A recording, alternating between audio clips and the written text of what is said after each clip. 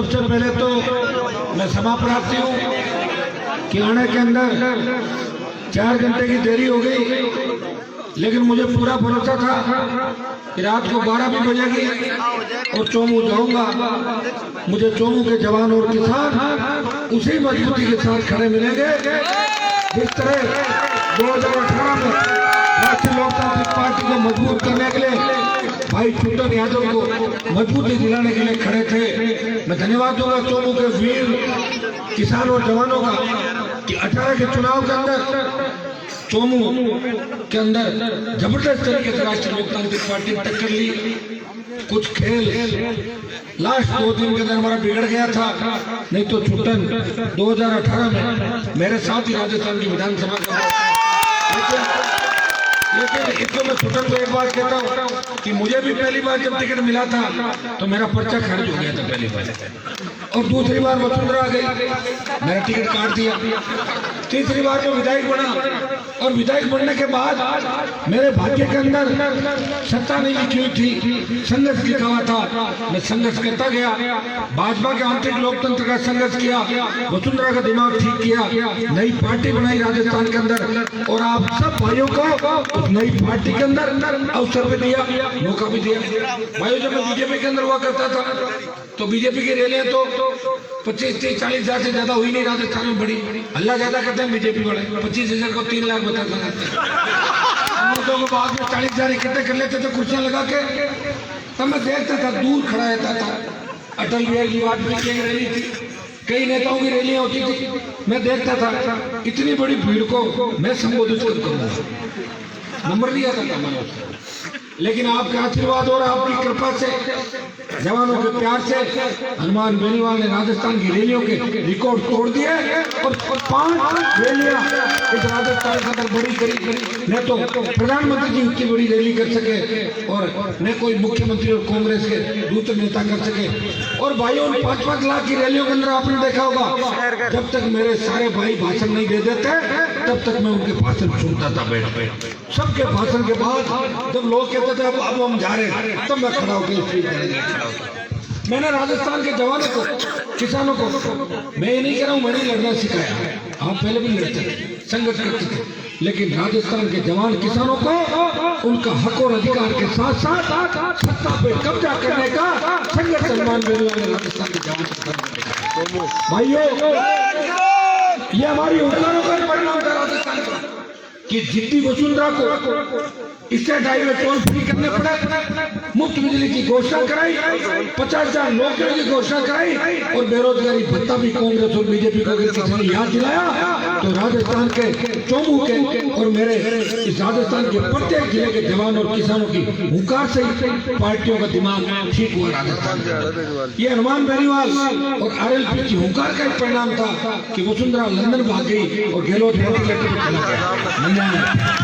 ये 99 का जो आंकड़ा मैं लेके आया था, थोड़ा पार्टी बनाने में देरी हो गई क्योंकि हम सत्ता के लिए नहीं लड़ रहे थे, हम तो आपको न्याय दिलाना चाहते थे। हम चाहते थे कि राजस्थान के किसान के बेटे रोजगार के अभाव के अंदर संघर्ष नहीं करें, उनको रोजगार मिले। किसान आजादी के 70 साल बाद आत्महत्या नहीं करें। गन्ना सेठों का 3 लाख करोड़ का कर्जा कांग्रेस बीजेपी दिल्ली में माफ कर सकती है, तो राजस्थान के किसानों को 82,000 करोड़ का कर्जा माफ हो। किस बात का टोल ले रहे हो, रोड टैक्स देते हैं, सेस का पेट्रोल डीजल पे भी टैक्स ले रहे हो, तो फिर टोल टैक्स की बात का टोल फ्री होने चाहिए, बेरोजगारी भत्ता मिलना चाहिए, फ्री बिजली होनी चाहिए। इन तमाम कौम के मुद्दे थे। भाइयों, मेरे हिसाब से मैंने मुद्दा कोई छोड़ा ही नहीं, होकर भरी जब हर जाति का मुद्दा लिया। मुझे कई लोग ये कह रहे थे कि हनुमान जी आप हमारे स्वर्ण जो जातियां हैं उनको आर्थिक आधार पर आरक्षण की बात करो। भाइयों, मैंने उनकी आवाज भी उठाई, मैंने कहा आर्थिक आधार पे भी तमाम उन जातियों को जिनके अंदर कोई गरीब व्यक्ति है और वो आरक्षण का हकदार है, तमाम जातियों को आरक्षण मिलना चाहिए। हनुमान बेनीवाल सब जातियों को साथ लेके राजस्थान के अंदर चला, उसी का परिणाम था। पार्टी बनाई, 57 उम्मीदवार लड़ाई। ये सही है कि 6 महीने पहले पार्टी बन जाती और कोई धन्ना सेठ अगर हमारे हाथ आ जाता 2-3 राजस्थान के अंदर तो हमारे कभी उम्मीदवार जीत जाते। पैसे का अभाव था, खुद ही तो आप चुनाव लड़ा रहे थे, खुद ही रैलियां कर रहे थे। मेरा तो आप बैंक बैलेंस रोज देखते हो, हर चुनाव लड़ते तो हिसाब भरना पड़ता है, उसमें आप देखते रहते हो। मैं तो जब वसुंधरा से लड़ा था तो मेरी बैंक खातों को सीज किया तो जो 15 रुपए मिले थे। तो वसुंधरा मेरा क्या बिगाड़ती है आप बताओ। हनुमान बेनीवाल तो जो कहता है वो करता है, प्रयास करा। किसान आंदोलन के अंदर भी आपने देखा होगा कि कई लोगों ने कहा कि हनुमान जी किसान आंदोलन में नहीं आ रहे। मैं किसान आंदोलन के अंदर पहले ही दिन आ गया था, और मैं अगर लोकसभा के अंदर होता तो इन बिलों को फाड़ के फेंक देता लोकसभा। लेकिन मैं अंदर नहीं था लोकसभा। ये भारतीय जनता पार्टी मेरी कोरोना की झूठी रिपोर्ट बना मुझे बाहर कर दिया, और जब मैं जयपुर में टेस्ट कराया, दिल्ली में कराया तो कोरोना नेगेटिव। अब कोरोना को मेरे को अकेला कुछ हुआ नहीं, देश में कई सांसदों को कोरोना हुआ, कई विधायक दुनिया छोड़ के चले गए, कई मंत्री चले गए कोरोना से। कोरोना से 2 लाख मौतें देश के अंदर हुई। भाइयों, भयावह बीमारी देश के अंदर आई, हम फेल हुए। मैं इसके अंदर कहना चाहूंगा कि कोरोना के मामले में राज्य सरकार भी फेल हुई और तमाम सरकारें फेल हुई। कोरोना से दम तोड़ते हुए कई परिवारों को मैंने गुजरते हुए देखा, लोगों को इलाज भी नहीं मिला कोरोना का। भाइयों, उस समय अंदर नहीं था, बिल पारित हो गया। बिल पारित होने के बाद जब मीडिया के लोगों ने मुझसे पूछा तो मैंने प्रेस कॉन्फ्रेंस करके कहा कि तीनों बिल किसान विरोधी है, राष्ट्रीय लोकतांत्रिक पार्टी तीनों बिलों का विरोध। ये पंचायत चुनाव से पहले ही बोल दिया था, जब आंदोलन शुरू हो रहा था। और आंदोलन शुरू जब पंजाब से हुआ, हरियाणा से हुआ, फिर उत्तर प्रदेश, दिल्ली के किसान आए, तब राजस्थान में 21 दिनों के पंचायत चुनाव आ गए। अगर मैं पंचायत चुनाव छोड़ के भाग जाता तो आप कहते हैं कि हनुमान जी तो डरते हुए भाग गए, छोड़ गए, कहता है नहीं कहते, तो मुझे चुनाव भी लड़ाने थे। ये तो अच्छा रहा कि आपके 12 जिले बाकी रह गए, तो सेकंड राउंड में कांग्रेस और बीजेपी का दिमाग ठीक कर दूंगा दोनों का, मुझे पूरा भरोसा। मेरे 3 विधायक थे, छोटा भाई कोरोना से पीड़ित था, दोनों विधायक इलाका छोड़ नहीं पा रहे थे, अकेला व्यक्ति था। ये हमारे प्रदेश पदाधिकारी जितने भी आपके छुट्टन यादव और सारे, ये अलग अलग जिलों में इनकी ड्यूटियां लगाई, ये प्रयास कर रहे थे, कोशिश कर रहे थे, लेकिन इनके पास एक ही व्यक्ति था जिसको हर जगह आना था, हनुमान बेनीवाल को हर जिले में जाना था। आपके पड़ोसी सीकर जिले में चुनाव था, 2 बार सीकर भी आया, तमाम जगहों पर, बाड़मेर में 2 बार गया। कांग्रेस बीजेपी के लोग कह रहे हैं कि आरएलपी को वोट नहीं मिले, तो फिर ये 4 लाख तो वोट मिले 106 जिला परिषद सीटों पर, ये किसके खाते के वोट है? मेरी तो आरएलपी बोतल के तो वोट है। हाँ, ये हो सकता है कि हमारे जिला प्रमुख राजस्थान में नहीं बने, लेकिन 3 जगह प्रधान बने, कई जगह हमारे समर्थन से बने, और कई जगह जहाँ 1-1 2 जीत के हमने ज्यादा दिमाग नहीं लगाया। जहाँ कांग्रेस बीजेपी के बने तो आरएलपी के माने जाएंगे नहीं जाएंगे, जो 1-1 वोट वो अपने आप ही चले गए, मैंने समर्थन नहीं दिया। कई जगह लोकल इकाइयों ने अपने हिसाब से समर्थन दे दिया।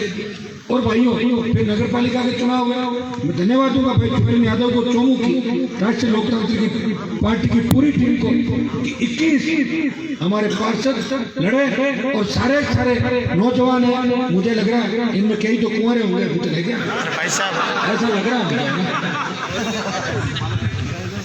चिंता मत करो, कहीं कराएंगे आप भाई, ये भी अपन घोषणा पत्र में लिख देंगे इस बात से। धन्यवाद दूंगा चौमू को कि सबसे ज्यादा नगर पालिका के चुनाव चौमू के अंदर लड़े गए, 1 सीट पे जीते, और कई सीटों पे दूसरे नंबर रहे भारतीय जनता पार्टी का सुपड़ा चौमू में। देखो, हमसे जो लड़ेगा उसका एक इलाज पक्का है, ये तो जब चाहे कर लो, जब मन आए मार लो किसी को, लेकिन हम चाहते हैं दोनों का इलाज करें राजस्थान में। इसलिए लंबी लड़ाई लड़नी होगी भाइयों, लंबी लड़ाई लड़नी होगी। आपको पता है कि लोग तो मंत्री पद के लिए क्या क्या कर लेते हैं, लाल बत्ती के लिए लोग सारी बातें भूल के लाल बत्ती देने वाले का जयकारा कर लेते हैं। आपने राजस्थान की राजनीति देखी है, मैं तो ऐसे परिवार भी लेके राजस्थान के अंदर वसुंधरा गहलोत ने जिनका शोषण किया और उनको पद दे दिया, और नारे लगाते घूम रहे उनके बेटे पोते कि वसुंधरा जी बहुत अच्छी है, देवी है, गहलोत देवता है, वो 2 ही बच्चे। भाइयों, कम से कम हनुमान बेनीवाल आपकी बात तो कर रहे हैं, किसी का जयकारा तो नहीं लगा राजस्थान के अंदर। जब मुझे लगा कि मुझे जयकारा ही लगाना है तो मैं किसानों को लगाता हूँ, या तेजाजी महाराज का लगाता हूँ, राम सतबीर का लगाता हूँ, कृष्ण भगवान का लगाता हूँ, बालाजी का लगाता हूँ, खाटू श्याम जी का लगाता हूँ, लेकिन किसी नेता का जयकारा नहीं लगाता। और मैं मेरी मर्जी का मालिक हूँ, इसलिए पार्टी आपका आशीर्वाद अलग ही बढ़ाई। और जिस दिन आप कह दोगे थक गए तो मैं दुकान बंद कर दूंगा, और आप कह दोगे कि लड़ते रहो तो लड़ाई में मेरे जैसा लड़ा कर दोबारा इस देश में तो कोई मिलेगा नहीं। मैं दिल्ली के अंदर बैठा हूँ, सेंट्रल हॉल में, जहाँ से दिल्ली की राजनीति चलती है, सेंट्रल हॉल में हम बैठते हैं। कांग्रेस भाजपा के भी कई वरिष्ठ नेता बैठते हैं, वो मेरे को पूछते हैं आखिर आप क्या चाहते हैं। नहीं, आज तक ये भी नहीं, वो नहीं चाहते क्या हो। मैंने कहा मैं तो बदलाव चाहता हूँ, मैं परिवर्तन चाहता हूँ, मैं ऐसी व्यवस्था चाहता हूँ जहाँ डिग्री लेने के बाद किसान के बेटे को रोजगार की गारंटी मिले। मैं चाहता हूँ कि रात को 12 बजे हमारी बहन बेटियां सड़क पर निकले, मजा ले, सामने देख ले, लोग आए और कहे बहन जी आप कौन से मोहल्ले में रहती हो, आपको फ्री छोड़ के आता हूँ घर पर। ऐसी व्यवस्था राजस्थान के अंदर चाहता हूँ। गुंडे बदमाश मजा ले कि गुंडे बदमाश जिस तरह गुंडागर्दी राजस्थान के अंदर करे, मैं ऐसी व्यवस्था चाहता हूँ जिसके अंदर गुंडे बदमाश झोली झंडे लेके बंगाल की खाड़ी में भाग गया। ये मैं राजस्थान के अंदर चाहता हूँ। ये तो आपको पता है, हर जाति के लिए लड़ा। कई लोग मुझे नापसंद भी करते हैं कि हनुमान जी तो अपनी जाति की बात करते हैं, और तो अपनी जाति की बात सही दिशा में करता है। अपनी जाति का व्यक्ति भी कहीं अन्याय करता है तो हनुमान बेनीवाल उसका साथ नहीं देता। मैं मेरी जाति के साथ साथ आप रोज देखते हो यादव, गुर्जर, मीणा, मेघवाल, अल्पसंख्यक, मैं तो कर रहा हूँ 36 कौम की बात करता हूँ कि 36 कौम को साथ लेके नए राजस्थान का निर्माण करेंगे। हम बड़े भाई के साथ चलेंगे और बाकी हमारे जो छोटे भाई हैं उनको साथ लेके चलेंगे। भाइयों, अब ये जाति प्रथा मैंने तो बनाई नहीं देश के अंदर, क्या मैं बना के आया था, ये तो पहले से मिली हमारे को। और जब से वसुंधरा आई है इसने तो मिक्स बना दिया पूरा। वसुंधरा तो जहाँ गई उसी की बन गई। अब मुझे समाधि क्या बने बता दो, चोमू में क्या था उसमें धर्मेला क्या कुछ किया था नहीं, चोमू भाई बनाई थी भाई साहब, ना धर्म का भाई, धर्म भाई बनाए ना। अब आप बताओ कि अलग अलग तरह के कपड़े पहन के किस तरह राजस्थान की जनता को ठगा। एक बार नहीं, 3 में ठगा, 4 के लोकसभा चुनाव में ठगा, 8 में भी 73 सीट पर पहुंच गई वापस, 8 में भी ठगा, 9 में भी ठगा, 13 में सरकार आई, 14 में ठगा और अभी भी ठग रही राजस्थान। कोई कहता है काट की हंडी एक बार चलती है, ये वसुंधरा की हंडी तो 6-7 बार चल गई राजस्थान में। भाइयों, इसको फोड़ दो हंडी को। कैसे आपने फोड़ दिया, मैडम को तो परमानेंट आपने विदाई दे दी, और गहलोत वसुंधरा गठबंधन भी अब आपके सामने आ गया। गहलोत साहब को तो वसुंधरा अपने सामने वाले बंगले में चाहिए, इसलिए बंगला खाली नहीं करना। आपको क्या इंटरेस्ट है कि मैडम यही रहेगी, वसुंधरा जी यही बनेगी मेरे सामने। एक गाना ना फिल्म में कि मेरे सामने वाली खिड़की में और चांद का टुकड़ा, दोनों का कोई पुराना गठबंधन लगा मुझे, तो दोनों एक दूसरे के बिना रह नहीं सकते। तो मैं तो ये कह रहा हूँ कि दोनों अलग अलग पार्टियों में क्यों, एक ही पार्टी ज्वाइन कर लो दोनों, ताकि एक साथ रह जाओ दोनों। भाइयों, ये हालात राजस्थान के अंदर है। इन हालात से मुकाबला करने के लिए, आपको न्याय दिलाने के लिए आपका भाई सड़क से लेकर पहले विधानसभा और अब लोकसभा के संघर्ष करें। आपने देखा होगा राजस्थान के अंदर परिवहन घोटाला हुआ, हमारे मीडिया के साथी भी इस बात को संज्ञान में लें। परिवहन घोटाला हुआ, प्रताप सिंह, हजारों करोड़ का घोटाला, परिवहन के अधिकारी ट्रैप हुए, हजारों करोड़ का घोटाला हुआ, और विधानसभा चल रही थी। भारतीय जनता पार्टी के नेताओं ने उस घोटाले पे एक शब्द नहीं बोला, इशारा हुआ आपस में, आगे भी पंक्ति में इशारा होता ही राम राम भाई भाई, हाँ ये हो गया। लेकिन राष्ट्रीय लोकतांत्रिक पार्टी के तीनों विधायकों ने बेल में जाकर धरना दिया, विधानसभा के बाहर धरना दिया, और हनुमान बेनीवाल ने सड़क से आवाज उठाई कि मामले की सीबीआई जांच हो। और भाइयों, मेरी आवाज से ये हुआ कि प्रताप सिंह सचिन पायलट को छोड़ के गहलोत के पैरों में गिर पड़ा।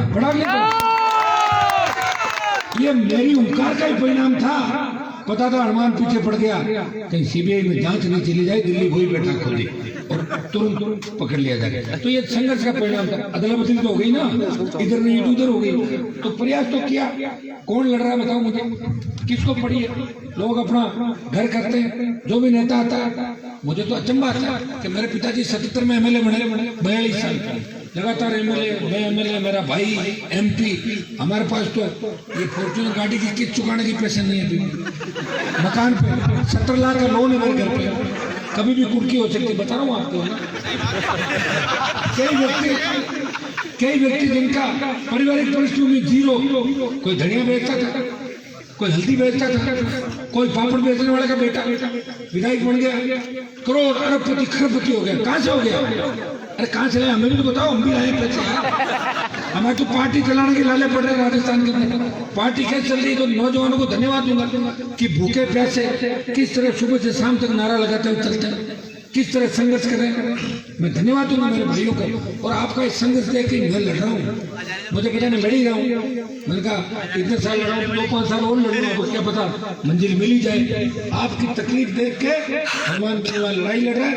भाइयों, राजनीति के अंदर जितना भ्रष्टाचार इन नेताओं ने किया, जितना अधिकारियों ने किया, किसान एक बिजली का बल्ब जगा लेगा, विजिलेंस वाला आएंगे गिद्ध की तरह, भर देंगे सीट उसके 15,000, 20,000, 25,000 की। कोई गरीब आदमी पेट पालने वाले कोई रेत खोद के ला रहा है, उसको बजरी बता के 1.5 लाख जुर्माना, माइनिंग अवैध माइनिंग। कोर्ट में जाओ, कोर्ट भी यही कहेगा कि माइनिंग वालों के पास जाओ। अब तो फिर माइनिंग वालों के पास जाए तो कोर्ट किस लिए? आप बताओ मुझे।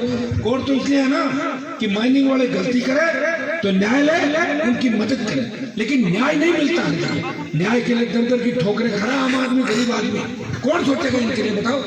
मैं तो ये कहता हूँ बिजली के थानों की क्या आवश्यकता? क्यों बिजली के थाने खोले? जब सीट भर रहे हो तो मुकदमा किस बात का दर्ज कर रहे हो? एक मामले में एक ही सजा होती है, या तो पैसे ले लो और ये जेल के अंदर डाल दो। दो ही मार किसान जेल में, कोई सुनने वाला नहीं। मैंने देखा कई किसान नेताओं को, किसान संगठनों को सड़क में कोई सी बात करते हैं और रात को वसुंधरा जी से मिलके, गेलो से मिलके अपना सीटा सेक के घर आ गया। ये धंधा क्या है?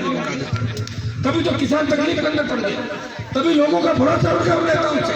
अब भरोसा अगर है हनुमान बेनीवाल पे, मैं आपको विश्वास दिलाता हूँ कि सत्ता को ठोकर मार के जिस तरह 20 साल इस राजस्थान के अंदर ठुकराया पदों को, दिल्ली को भी चेता दिया। अगर किसानों के साथ न्याय नहीं हुआ, हनुमान बेनीवाल ने अभी तो लोकसभा की कमेटी में इस्तीफा दिया है, मैं एनडीए भी छोड़ दूंगा। आप कितना पड़ी तो लोकसभा इस किसान कौम के लिए चार्ज दूंगा। मुझे इस पद से ज्यादा कोई लगाव नहीं है भाइयों। मेरा लगाव आप लोगों से। मैं चाहता हूँ, मेरा कोई दिल्ली का तो सपना है नहीं कि दिल्ली में मैं अभी हाथों हाथ कोई सरकार बना लूंगा। कितने राज्य हैं देश के अंदर? अभी तो बोले राजस्थान में तो पार पाए अपन। अपना मकसद है कि 23 में कांग्रेस भाजपा मुक्त राजस्थान करे, राष्ट्रीय लोकतांत्रिक पार्टी का झंडा राजस्थान के अंदर लहराए। ये आप सबको करना। मैं तो इतना विश्वास आपको दिला सकता हूँ, थकूंगा नहीं, रुकूंगा नहीं। आप पंचायत चुनाव में देखते होंगे कि दिन सुबह 3 दिन में तक वोट मांग रहा था, नहीं मांग रहा था। कोरोना हो गया, ठीक होती वापिस आपके बीच आ गया। मेरे से प्रेस वाले बार बार पूछते हैं मास्क नहीं लगा। मास्क तो लगाता हूँ, लेकिन भीड़ में बच्चे खेलते हैं तो नीचे पड़ जाता मास्क। तो नया मास्क ढूंढने में समय लगेगा, अगला प्रोग्राम आ जाता है। कोचिंग मैं भी करता हूँ, मैं मास्क लगा के रहा हूँ, हाथ धोता हूँ बार बार, सैनिटाइज भी कर रहा हूँ। लेकिन मैं मेरे भाइयों को छोड़ नहीं सकता। मैं कोई दूसरे मंत्रियों की तरह नेता हूँ, तरह कांच लगा लिया आगे, पैक हो गए पूरे, ऐसे तो जिंदा रह के मैं क्या करेंगे भाई? जब हमारे भाई नहीं रहेंगे हम किसके बात करेंगे? तो मैं कोई कोरोना फैलाने की बात नहीं कर रहा, लेकिन कोरोना से डर के हनुमान बेनीवाल सुरंग के अंदर नहीं घुसेगा। मैं इसी तरह आपकी सेवा करता रहूँगा। बीमार पड़ गया था, आपकी दुआ थी, लोग तो 25 दिन पड़े रहे हॉस्पिटलों के अंदर। मैं तो 6 दिन में बाहर आ गया, आया कि नहीं आया? आ गया था। कई लोग तो माड़ा फेर रहे थे, ये नहीं आए बाहर वहीं रह जाए, उनकी माड़ा भाइयों बड़ा दुख होता है जब मैंने आपके एमएलए का एक बयान देखा। आप ये बताओ कि जनता हमारे को वोट डालती है और कई बार कोई समाज नहीं डालता, कई बार खुद का समाज भी नाराज है, तो अपन को इतने बड़े भगवान थोड़े हो गए उस समाज से मेरा ही हो गए। कौन हो आपके भगवान होता है? लिख रहे कि मेरा तुम उस समाज से कुमाऊं समाज से मेरा भरोसा उठ गया। लोग बोलो जैसे आप क्या हो जो आपका भरोसा होगा, आप कौन होते हो? आपके कुमाऊं समाज को आपकी आवश्यकता नहीं। कुमाऊं समाज सक्षम है इस देश के अंदर, हर जगह कुमाऊं समाज के लोग हैं, धर्म प्रेमी भी है, मेहनती भी है, और गुस्सा आने पे चुनाव भी लड़ लेते हैं, निर्दलीय भी जीत के जाते कुमाऊं समाज के राजस्थान में। आपने ठेका ले लिया कि मैं कुमाऊं समाज से मेरा विश्वास हो गया। अच्छा आप क्या हो गया विश्वास हो गया? अभी कहीं गलती से टोल वाले पकड़ लेंगे बिना बात का पीटर का पकड़ के देना आपको। ये टाटियाबाद टोल नाका ये एमएलए साहब अपना तो अपना ध्यान रखो, फालतू में समाजों के चक्कर में मत पड़ो। ये समाजों के चक्कर में पता ही लगेगा कहाँ आए थे कहाँ चले गए। और आरएलपी में हनुमान जी में ज्यादा बातें मत करो। ये तो भारतीय जनता पार्टी का जो 25 का स्कोर है ना, मैंने किया पूरा। बीजेपी खुद कह रही थी कि 12-13 सीट रहेगी हमारी। मैं चाहता तो 3-4 ले लेता, इनसे मार के नहीं करना, मुझे नहीं लगती 3-4। मैंने कहा फिर 3-4 कहीं ले लूंगा, हार जाएगी फालतू मेरे माइनस होगा, या फिर जीत के पकड़ के कर रखूँ, भाग गया तो क्या करूँगा बताओ। रगड़ा भी तो बड़ा टेढ़ा होता है, जीता नहीं देखा नहीं कैसे बसपा के 6 जीते बिक गए, तो बिके कि नहीं बिके? 6 बसपा वाले कांग्रेस में बिके कि नहीं बिके? और उससे पहले भी बिके थे 6, ये इनमें से 3-4 इन्हीं में से थे। भाइयों मैंने तो एक सीट की मांग करी थी और मैंने कहा था मैं गहलोत की जादूगिरी खत्म करके और मिशन 25 पूरा करूंगा। बीजेपी के लोग कहते हैं कि हनुमान जी तो हमारी वजह से बने। मैंने कहा मैंने 2.5 लाख वोट तुम्हारे लिए और 16 जगह तुमने मुझे घुमाया, वोट मांगे, 30 लाख मैंने दिलाए, मेरे 27.5 लाख वापिस वोट रहे। और आप अगर दे दो 27.5 या एक काम कर दो, पता लग जाएगा बीजेपी कितनी ताकतवर है और आरएलपी कितनी है। 16 सीटों को छोड़ दो, आप तो 8 जो चुनाव मेरी वजह जीते वो इस्तीफा दे दो, और मैं भी दे रहा हूं, मैं बिना गठबंधन के लड़ूंगा और आपका 8 का बीजेपी लड़ा देना। कौन जीतेगा? बार बार बड़ी बड़ी बातें करते हैं। मैं तो जानता हूँ किसकी कितनी हैसियत है। मैं बीजेपी के अंदर रहा हूँ कि कौन सा नेता कितनी देर बाद बयान बदलेगा, किसमें कितना दम है। ये तो मैं ही हूँ जो गठबंधन भी किया, और मैंने गठबंधन शर्त पे किया। मैंने कहा वसुंधरा मेरे आसपास भी नहीं दिखनी चाहिए, और वसुंधरा को दूर बिठाया और बीजेपी के कार्यालय के अंदर जाके गठबंधन किया। तो प्रेस के भाइयों ने पूछा अगला प्रोग्राम क्या है? वसुंधरा जी घर जाओगे? मैंने कहा उनके घर में क्यों ना, मैं तो मेरे घर जाऊंगा, मुझको बात सुनिए थी। तो भाइयों ऐसे निराले नेता भाई आपको बहुत कम मिलेंगे जो ऑलराउंडर फील्डिंग, बैटिंग, बॉलिंग और विकेट कीपिंग चारों जानते हैं। काजल की कोठी में रहते हुए कभी हनुमान बेनीवाल पे दाग नहीं लगा। नहीं तो आप क्या सोच रहे हो गहलोत और वसुंधरा को मेरे रिश्तेदार लगते हैं? ये 15-15 मुकदमे दर्ज किए, सजा भी कराई, लेकिन भगवान की कृपा थी कि जेल के अंदर नहीं गया। कांग्रेस सरकार ने झूठा जेल के अंदर 2001 में डाला था, लेकिन आपकी कृपा से बड़ा बलिदान देके बाहर भी आ गया। आरोप लगाते रहते हैं, बात जो कहते हैं करते हैं। मैं पिछली बार देखता था 21 कांग्रेस के एमएलए थे, वसुंधरा जैसी आती तो होड़ लगती थी वसुंधरा जी के पैर छूने के लिए कांग्रेसी विधायक होगी कि मैडम सीएम में जाके पैर छूले और अपना एक छोटा सा कागज प्रणाम की बदली कर। ये तो मैं ही था जो वसुंधरा को हमेशा एक ही बात याद दिलाता था कि राजस्थान के अंदर सारे कायर नहीं है, हनुमान बेनीवाल किसान का बेटा मर्द है। और मैडम जब भी मुझे लगती है जब भी वसुंधरा भाषण पढ़ती थी तो एक बार तो भाइयों में वसुंधरा को नीचे बिठाता ही था, चाहे मैं निलंबित हो गया 5-6 बार। निलंबन का रिकॉर्ड भी मेरे नाम है राजस्थान विधानसभा, चाहे मार लगे, लेकिन मैडम को पानी बार बार गिलास से पीते हुए देखा। पानी पी लेती थी बैठ के, बिठाओ बिठाओ इनको या बाहर क्या हो। तो भाइयों ये मैंने ही किया सर। अब लोकसभा के अंदर चला गया, चिंता मत करो, पूरा देश जानता है कि नागौर का सांसद है और राजस्थान की धरती से आता है, किसान का बेटा है और किसान कौम के लिए अपने प्राण न्यौछावर कर सकता है। ये हिंदुस्तान के अंदर बात चलती है। तो हमने तो मान सम्मान आपका बढ़ाया, स्टेट का भी, जिले का भी, पार्टी भी बनाई, आप सबको मौका भी दिया। छोटे भाई मुझे बड़ी खुशी होती है कि बोतल का जो चिल लाया था, वसुंधरा को बोतल पसंद आ गई, मेरा चिल वापिस ले लिया। मैं टाइल से ले गया और बोतल वापिस लेके आ गया और आपको बोतल का चिन्ह दिया। पहली बार मशीनों के अंदर बोतल 1 नंबर पे आई, कहीं बीजेपी सेकंड थी तो कहीं कांग्रेस 3rd नंबर पर थी। बोतल ज्यादातर जिला परिषद पंचायत समिति चुनाव के अंदर 1 नंबर का चिन्ह बना, और 1 नंबर का चिन्ह बनाने के लिए राजस्थान में घने किसान नेता हुए थे। मैंने मना किया था उनको पार्टी बनाने के लिए पहले, मैं तो बाद में आया था धरती पे, बना लेता उससे पहले। पार्टियां छोड़ो भाइयों, आप किसान के बेटे थे, असली किसान के बेटे सीएम भी नहीं बने राजस्थान का, गृह मंत्री में नहीं बने ढंग के, तीसरे चौथे पांचवें नंबर पे पीएचडी महकमा ले लिया, कुछ आयुर्वेदिक विभाग ले लिया और कृषि ले लिया। क्या करोगे कृषि मंत्रालय से? है क्या बजट है क्या कृषि के अंदर? और अगर कृषि मंत्री हो तो कर दो कर्जा माफ किसानों का, चलो मान लें कृषि मंत्री में दम है, कोई क्या किसी कृषि मंत्री? हर जगह एक ही बात रहा कि लाभ बजट नहीं है, क्या करें, हमारे हाथ में नहीं है। सीएम साहब ने सेक्रेटरी वाला लगा दिया, मुख्यमंत्री जी मिला नहीं, वो कर दिया। इन्हीं बातों में अपना समय पास कर रहे हैं। कांग्रेस ने कितना टाइम पास कर लिया? 2 साल। कोरोना बीच में अगर नहीं आता तो गहलोत साहब की छुट्टी करने की पूरी तैयारी हो गई थी। उस तैयारी में तो मैं भी शामिल था, आपको पता चला था। मेरे पास तो एमएलए कम थे। मैं अब फिर कहता हूँ कि मेरे 3 एमएलए अशोक गहलोत के खिलाफ वोट डालेंगे, चाहे कुछ भी हो, हम इनके साथ नहीं रहेंगे। क्योंकि मुझे ऐसी शुभमुगाहट आ रही है कि कहीं सरकार गिरने की तैयारी नहीं हो रही हो कहीं, ऐसा मुझे लग रहा है। मैं तो पहले से कह दूं कि मैं तो इस सीएम और गहलोत के साथ नहीं। और ये वसुंधरा की बात, वसुंधरा को छोड़ो, मैं तो भारतीय जनता पार्टी के भी राजस्थान के अंदर कभी साथ नहीं रहूंगा। ये भी बात मुझे कहना चाहता हूँ कि भारतीय जनता पार्टी के नेता इधर उधर करके टूटे किसानों के हमदर्दी करके चुनाव जीत के चले जाते हैं, बड़े बड़े भाषण देते हैं। हनुमान जी, अरे जब बीजेपी बनी थी 80 के अंदर तो मेरे पिताजी एमएलए बन गए थे 77 के अंदर, कब बने थे? और बीजेपी कब बनी? तो हम तो पहले से राजनीतिक परिवार से हैं, बीजेपी तो बाद में आई थी। हनुमान जी को तो हम तुमने क्या, तुमने तो बर्बाद कर दिया मेरे को।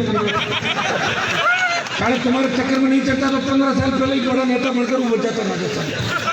कांग्रेस को मारने के लिए तुम्हारा दामन थामा और तुम कांग्रेस से गए भी थे और तुमने राजस्थान को डुबोने में मुख्य भूमिका निभाई, मिला जुली का खेल किया और जो भी नेता के खिलाफ बोला उसे बाहर निकाल दिया।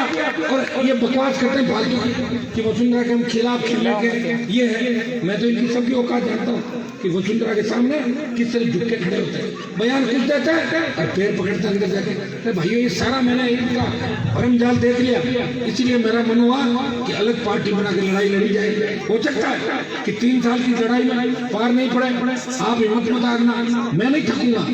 मुझे तो इस राजस्थान में शायद किसी मुख्यमंत्री को या प्रधानमंत्री को देश में इतना प्रेम नहीं होगा कि 8 घंटे लोग इंतजार करें। हनुमान बेनीवाल का आप 8-8 घंटे इंतजार करते हो और राजस्थान का जवान किसान दोनों हफ्तों तक आशीर्वाद देता है। और मैं ऐसी जाति में बता दूं राजस्थान के अंदर, चाहे मुझे वोट नहीं देती लेकिन एक बात जरूर कहती है कि मर्द तो हनुमान बेनीवाल है, तो हर हो सकता है भाई जातिवाद के अंदर कई बार ऐसी लहर चल जाती है, कई जातियां वोट नहीं डालती। मेरे क्षेत्र के अंदर मुझे वोट नहीं डालने वाले लोगों को जब लोग पूछते हैं कि हनुमान जी नेता कैसे आप वोट तो उनको नहीं देते, लेकिन बिजली का और माइनिंग का मजा तो हनुमान जी ने लिवाया हमारे पास, बहुत मजे लिए हमने। न तो कोई बिल भरा और न कोई माइनिंग, चाहे जैसे चला, और न कभी हमारे को तंग परेशान किया। आशीर्वाद तो हनुमान जी के साथ है और वोट उनको नहीं दिया, जातिवाद के चक्कर में वोट उनका चला गया। तो भाइयों, मैं तो आशीर्वाद ही चाहता हूँ, आपका आशीर्वाद देते रहो। एमपी एमएलए, मैं तो मंत्रियों को भी देखा है, मंत्री ऐसे ही बोलते हैं। क्या मंत्रियों को बात बताओ, लाल बत्ती तो चीनी प्रधानमंत्री जी है, मंत्रियों को लाल बत्ती तो मैं भी लेके आ गया था दुकान से, लगाई चल मैंने लाल बत्ती। वसुंधरा को मैंने कहा मेरी बत्ती उतार के दिखा दे, नहीं उतार पाई बत्ती, मेरी बत्ती मैंने कहा उतारेगी तो कईयों की बत्तियां उतरा दूंगा राजस्थान।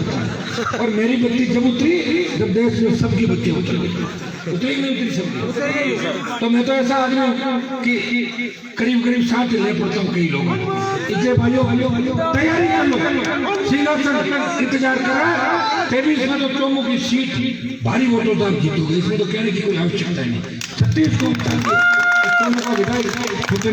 इसके अंदर बने, ये सब लोग चाहते हो और मैं तो आप जैसा चाहते हो, मैं तो वैसा ही चाहता हूँ। लेकिन चोमू के साथ साथ मैं जयपुर जिले को इस बात का भी धन्यवाद दूंगा कि राजस्थान में राष्ट्रीय लोकतांत्रिक पार्टी को मजबूत करने के लिए नागौर, बाड़मेर, सीकर और जयपुर जिले की महत्वपूर्ण भूमिका रही।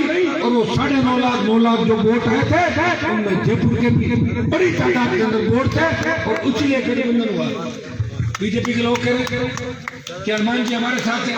आप ये बताओ, सीट तो कोई अपनी गाड़ी की भी छोड़ता क्या अपनी सीट? कह रहे हमारी गाड़ी। तो मैंने मोदी जी से सीट छुड़ा दी नागौर की, वो उसमें आपका भी योगदान है। 9 लाख वोट जो थे ना, वो 9 के 57 सीट में 9 लाख थे और 200 पे लड़ते तो 20 लाख उस समय हो जाते। उस समय मैंने पार्टी की चिंता नहीं करी, उस समय मैंने चिंता कई लोगों की करी, कईयों को हराने की करी, कई बदमाशों को ठीक करने की करी। सारों को तो ठीक नहीं कर पाया, लेकिन 70% का इलाज कर दिया। विधानसभा में पहुंचने से रोक दिया, लोकसभा में ज्यादा फटफट करे तो उनका भी कर दिया। और नहीं तो अभी तुम्हें कोई उम्र ज्यादा नहीं है मेरी, आप चिंता नहीं करो, 2 साल कागजों में ज्यादा दिख रही है आपको। अब 23, 24 और 28, 29 तक तो लड़ते रहेंगे और लड़ते लड़ते कईयों को ठीक करेंगे, कईयों को नया रास्ता दिखाएंगे। हम चाहेंगे कि राजस्थान की सत्ता पे आपका कब्जा हो, धरती पुत्रों का कब्जा हो, न कोई कर्जा देना पड़े, कर्जा माफ हो, फ्री बिजली मिले, टोल नाके हट जाए और आम आदमी आराम से विचरण करे और डिग्री मिलते ही रोजगार की गारंटी हो।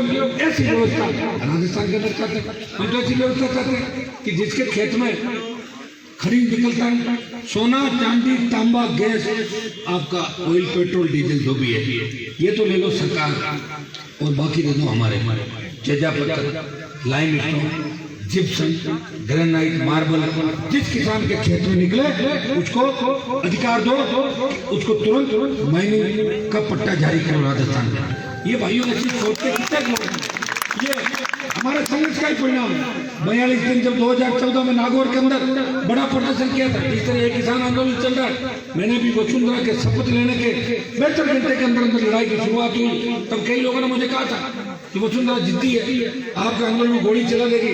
मैंने कहा मरना तो एक बार है, वसुंधरा जीती है तो मैं भी कम नहीं हूँ, झुका के ही मानूंगा। और भाइयों 42 दिन बाद राजस्थान की सरकार को झुकाया और विजिलेंस की जितनी भी कार्रवाई बंद कराई और उसके बाद फ्री बिजली चलवाई वापस जहाँ से आता था। और वसुंधरा को याद दिला दिया कि हनुमान सरकार से डरने वाला नहीं है। मैंने वसुंधरा जी के दिन विधानसभा में कहा था, कई मंत्री खड़े हैं, आप आपराधिक मुकदमे चल रहे मेरे को। मैंने कहा मेरे पे मुकदमे चल रहे हैं तो मुझे गिरफ्तार करो, सीएम साहब बैठिए ना, और अगर आपसे मैं नहीं होता हूँ तो आप हटो, मुझे वहाँ बिठाओ, मैं बिना मुकदमे वसुंधरा को गिरफ्तार करके 1 मिनट के अंदर मुकदमे चल रहे हैं। मुकदमे आप ये मेरे बातों से क्या होता, पकड़ो मुझे, पकड़ो तो पता लग जाएगा कि मुकदमे चल रहे हैं, जूते या पत्थर चल रहे हैं, पता लग जाएगा। भाइयों हिम्मत रखो, 26 का जो कूच है वो ऐतिहासिक होना चाहिए। तीनों कर दिल्ली की सरकार गलत तरीके से लेकर आई, इन बिलों को वापस कराना ये काले कानून है। अगर दिल्ली की सरकार अब भी नहीं मानी, प्रधानमंत्री जी को सोचना चाहिए। किसानों का आशीर्वाद बोले, जिन्होंने 2 बार इनको सत्ता के शिखर पे बिठाया, इन किसान और जवानों का आशीर्वाद ये कि प्रधानमंत्री जी लगातार 2 बार प्रधानमंत्री के पद में बैठे और भारतीय जनता पार्टी के तमाम नेता जो प्रधानमंत्री बनने का सपना लेते थे वो पता नहीं कहाँ चले गए, एक लाइन काट के आगे बढ़े। इसमें देश के किसान और जवान का आशीर्वाद है और किसानों से प्रधानमंत्री ने पंगा ले लिया। आंदोलन लंबा चलेगा और आंदोलन के अंदर अगर स्थिति बिगड़ गई तो फिर आप कितने मिलिट्री बुला लेना और कितने दूसरे बुला लेना, फिर आंदोलन हाथ से चला जाएगा। बैठे बैठे विपक्ष के लोगों को मौका मत दो। आप बार बार ये आरोप भी आपके पार्टी के नेता नहीं लगाए कि कांग्रेस करवा रही, वो करा रही। कांग्रेस कहाँ से करा रही? कांग्रेस बात क्या समान है देश के अंदर, बताओ आप। कांग्रेस वाले तो अपना फोटो खिंचाने के लिए, न्यूज में छपने के लिए उस आंदोलन के आगे पीछे दिखता है ताकि कल को बिल वापस हो जाए, राहुल गांधी कहते मैंने करा दी बिल वापस। और कांग्रेस के बाद क्या समान बताओ? कांग्रेस मूवमेंट में विपक्ष की भूमिका में देखा नहीं। पिछली बार बीजेपी का राज था, कांग्रेस 50 की संख्या में नहीं होते थे क्या कलेक्टर में? देखा कांग्रेस क्यों लड़ाई तो हम लड़ रहे थे राजस्थान के। अब देश में कहाँ विपक्ष इनका बताओ? 50,000 की भीड़ करी क्या दिल्ली में इन्होंने देश की सरकार के खिलाफ? कांग्रेस को भी लोग जानते हैं कि 50-55 साल इस पार्टी ने भी देश को ठगा है। ये भी किसानों की चिंता करते थे, स्वामीनाथन आयोग की रिपोर्ट पहले लागू करते थे। कांग्रेस को छोड़ो, प्रधानमंत्री जी सीधी किसानों से बात करो, अपने पार्टी के समर्थक नेताओं से बात करो और किसानों की मांगे मानो, इनका आशीर्वाद लो और तीनों काले कानून वापस। जब आप कह रहे हो कि हम अमेंडमेंट करने को तैयार है, तो जब संशोधन कर रहे हो तो बैकफुट में आई गए आप लोग। जब संशोधन कर रहे हो तो वापस ले लो, क्योंकि संशोधन करने के लिए भी तो लोकसभा में आना पड़ेगा आपको। तब भी वही हालत होगी तो अपना तो या तो फिर आप संशोधन नहीं करते, यही कहते हैं कि कानून सही है तब मानते हैं। जब संशोधन कर रहे हो बैकफुट को आए गए तो तीनों काले कानून समाप्त करो, खत्म करो भाइयों। चौमू से 10,000 की तादाद में आप लोगों को चलना है। खुद के साधन करने जितनी भी 4 व्हीलर गाड़ियां किसान के बेटों के पास है उस दिन गाड़ी की टंकी भरा लेना और आपको मोर्चा संभालना है। हो सकता है चौमू वालों के लिए निर्देश मिल जाए कि आपको रजाएं भी साथ लेके चलनी है। हो सकता है अभी रात को तय करना चलना पड़ेगा, चलना ही और ये बच्चा भी तैयार रखिएगा भाइयों। इस किसान आंदोलन से एक चीज तय हो जाएगी कि अगर किसानों की जीत हो गई तो सरकारें हमेशा किसानों को लॉयल मानेगी और किसान अगर कमजोर पड़ गया तो दोबारा से बड़ा किसान आंदोलन देश के अंदर नहीं होगा। इसलिए उठो, दिल्ली की ओर कूच करो, तैयारी के साथ चलो और काले कानून वापिस सरकार ले, हिम्मत और हौसले के साथ आगे बढ़ो।